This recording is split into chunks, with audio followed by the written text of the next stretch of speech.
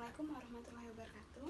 Terima kasih untuk Bapak Sukirman dan Ibu Nurul Atika telah mendownload dan melihat video ini, dan terima kasih untuk teman-teman semuanya.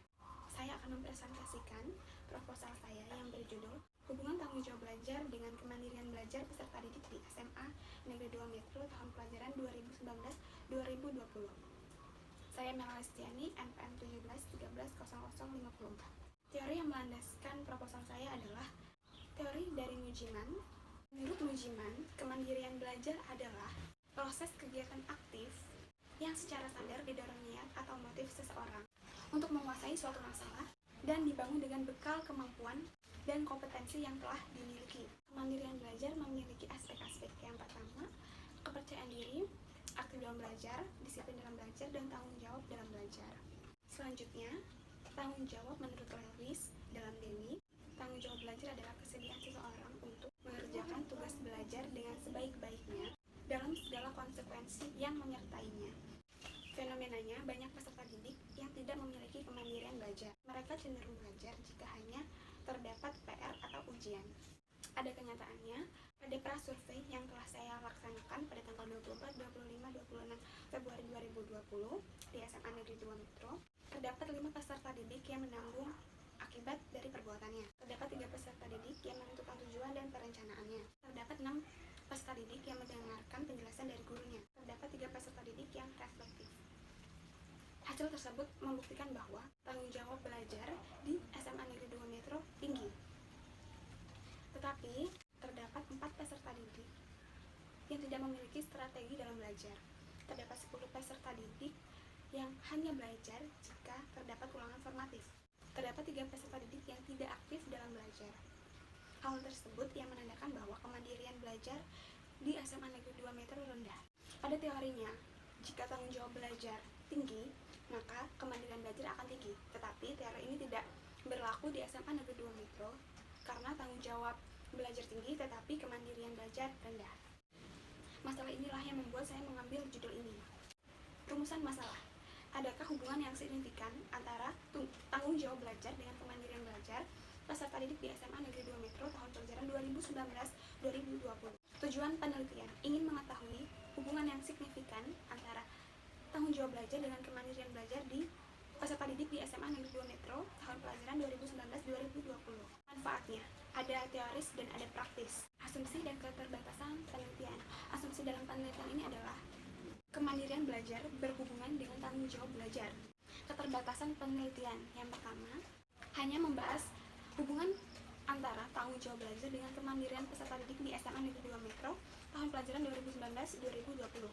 Hanya dilakukan dalam waktu yang relatif singkat, maka keterbatasan dalam penelitian ini hanya melihat adakah hubungan antara tanggung jawab belajar dengan kemandirian belajar peserta didik di SMA Negeri 2 Metro tahun pelajaran 2019-2020. Ruang lingkup penelitian. Sifat penelitian adalah penelitian kuantitatif. Jenis penelitiannya adalah korelasi. Subjek penelitiannya adalah peserta didik kelas 11. Objek penelitiannya adalah tanggung jawab belajar sebagai variabel X dan kemandirian belajar sebagai variabel Y. Tempat penelitiannya adalah di SMA Negeri 2 Metro dan tahunnya adalah 2019-2020. Lanjut ke bab 2. Yang saya bahas adalah pengertian, ciri-ciri, aspek-aspek, dan jenis-jenis tanggung jawab belajar.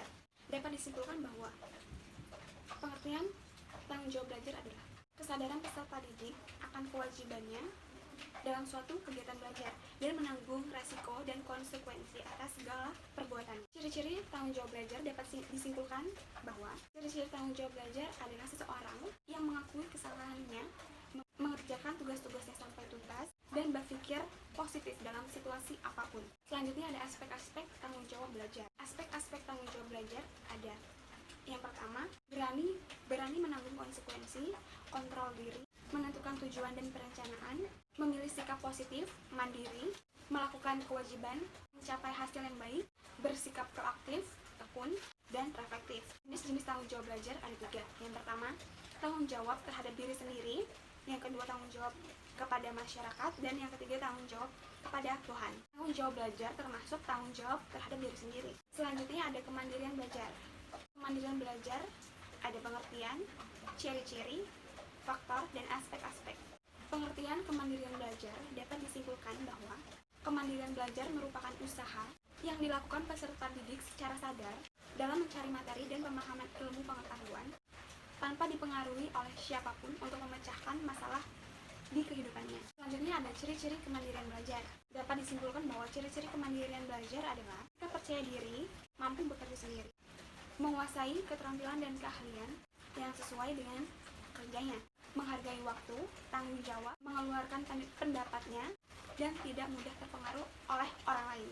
Selanjutnya ada aspek-aspek dalam kemandirian belajar. Yang pertama ada kepercayaan diri, selanjutnya ada aktif dalam belajar, disiplin dalam belajar, dan tanggung jawab dalam belajar. Selanjutnya adalah faktor-faktor dalam kemandirian belajar. Faktor-faktor kemandirian belajar ada dua, internal dan eksternal. Selanjutnya ada hubungan tanggung jawab belajar dengan kemandirian belajar. Kemandirian belajar berhubungan dengan tanggung jawab belajar, yaitu tanggung jawab belajar merupakan salah satu aspek dari kemandirian belajar. Selanjutnya ada kerangka berpikir. Seperti yang kalian lihat di dalam PPT, di situ saya meletakkan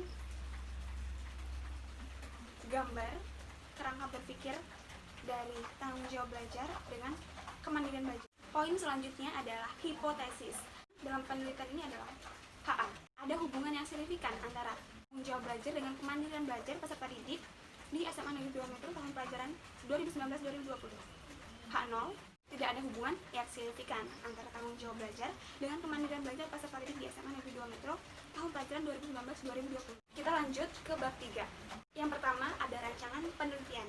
Rancangan penelitian pada proposal ini menggunakan kuantitatif jenis korelasi. Selanjutnya ada definisi istilah dan operasional variabel. Yang pertama adalah definisi istilah. Definisi variabel yang pertama adalah variabel bebas, yaitu tanggung jawab belajar, dan variabel terikat, yaitu kemandirian belajar. Definisi operasional di sini ada tanggung jawab belajar yang diukur berdasarkan aspek-aspeknya, dan kemandirian belajar yang diukur pula dengan aspek-aspeknya.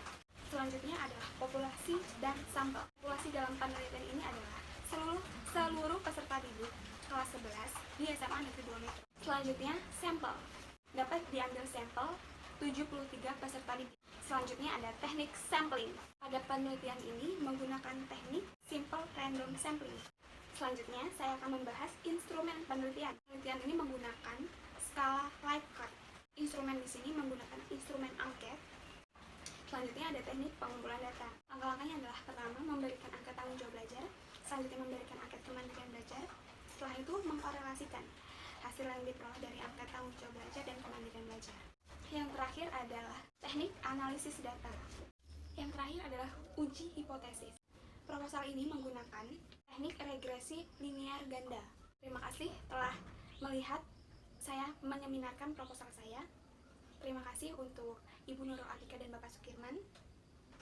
Mohon masukannya. Terima kasih. Assalamualaikum warahmatullahi wabarakatuh.